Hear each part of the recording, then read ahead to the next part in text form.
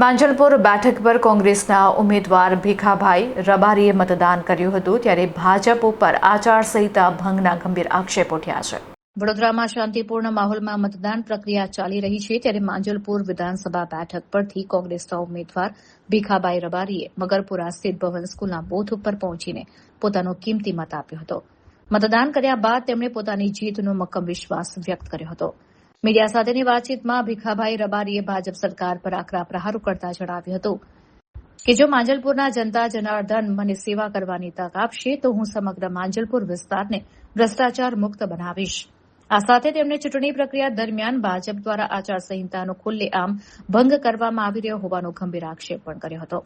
તેમણે વધુમાં ઉમેર્યું હતું કે આજની તારીખે પણ ભાજપના કાર્યકરો ખભા પર પક્ષનો ખેસ પહેરીને ફરી રહ્યા છે અને વિસ્તારમાં દારૂનું વેચાણ કરાવીને આચારસંહિતાના ધજાગરા ઉડાડી રહ્યા છે।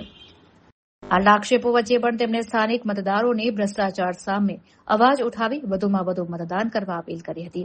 હાલ સમગ્ર વિસ્તારમાં શાંતિપૂર્ણ વાતાવરણ વચ્ચે મતદાન ચાલી રહ્યું છે। કરવા આવ્યો છું, મત આપ્યો।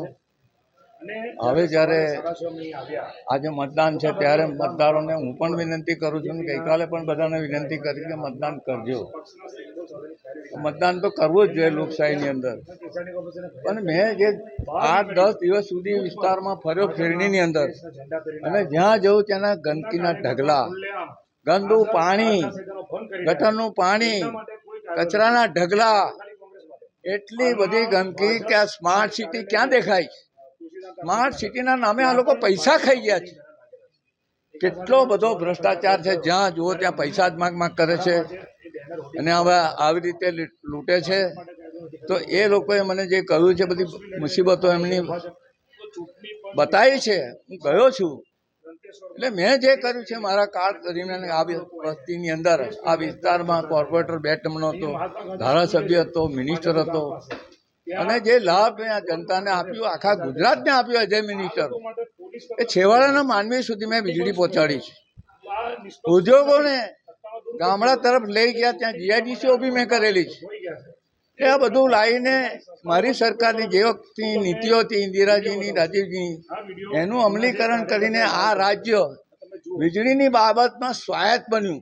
આખા દેશમાં ઔદ્યોગિક રીતે આખું પ્રથમ રાજ્ય બન્યું। એ લાવનારું ઉદ્યોગ મંત્રી, વીજળી મંત્રી તરીકે મારી એફિશિયન્સી બતાવી છે। મને બેસ્ટ એમએલએનો એવોર્ડ મળેલો છે। એટલે હવે મને તક આપે પ્રજા, એમની પીડાઓનો હું અવાજ બની લડું આ તાકાત સામે। અત્યારે ફરું છું તો હમણાં જ ફરિયાદ આવી છે કે ભાજપવાળા ડેપો પાછળ અને આ દંતેશ્વરની અંદર પણ રેલવે કોલોનીની પાછળ ફરે છે, ખેસ પહેરીને ફરે છે, આચારસંહિતાનો ભંગ કરે છે, રાત્રે દારૂ વેચે છે, પૈસા વેચે છે। તો કઈ જાતની લોકશાહી છે?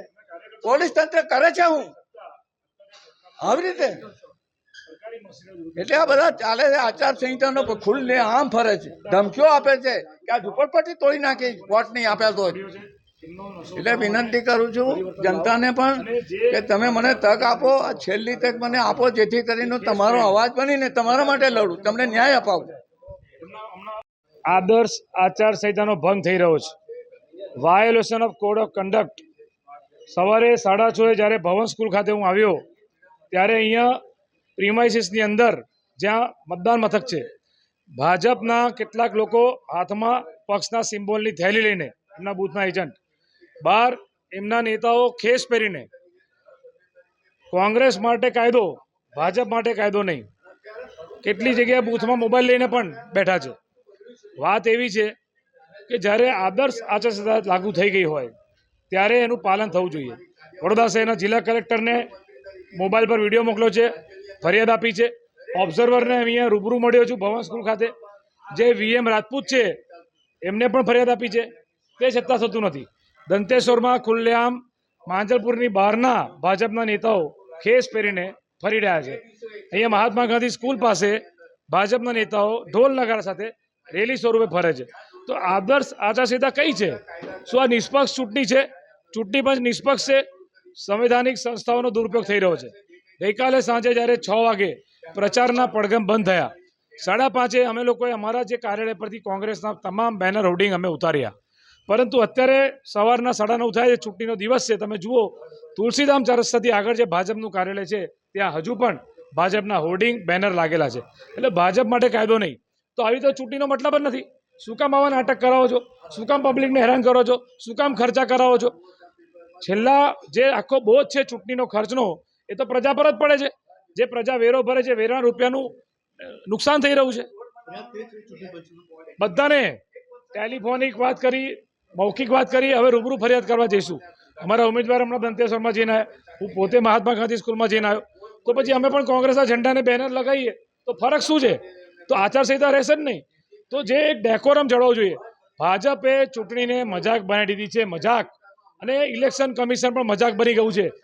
હું આજે પણ કહેવા માંગુ છું જિલ્લા કલેક્ટરને, ચૂંટણી પંચને, તમામ અધિકારીઓને, હજુ પણ ચૂંટણીનું વોટિંગ ચાલુ છે, દિવસ પૂરો થયો નથી. જો તમે નિષ્પક્ષ ચૂંટણી નહીં કરાવો તો તમારી સામે પણ અમારે આંદોલન કરવા પડશે.